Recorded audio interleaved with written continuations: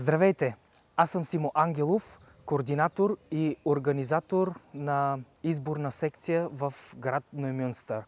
Както добре знаете, на 9 юни тази година ще се проведат избори за Европейски парламент и Народно събрание.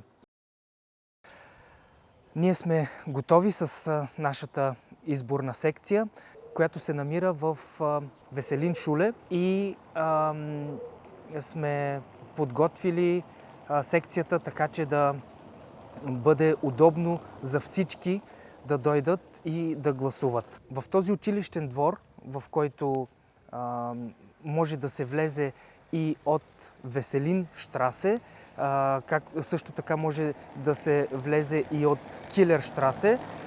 Ние сме се погрижили да има човек, който да наблюдава и да помага и да насочва желаещите за гласуване, така че да няма обърквания, тъй като в същия училищен двор, в Билдунгсцентъра, се провеждат европейските избори от немска страна. Така че да няма объркване, сме се погрижили да има допълнителен насочващ персонал за правилното насочване на гражданите. Виждате тук, където се намирам, това е от страната на Веселин Штрасе.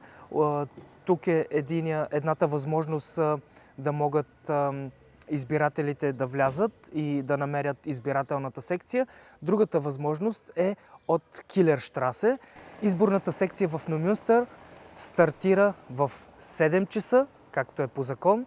Желая ви успех и ще ви чакаме на 9 юни тук в Веселин Шуле, град Ноймюнстър, да дойдете и да упражните вашия глас. Благодаря ви. Ще се видим на 9 юни.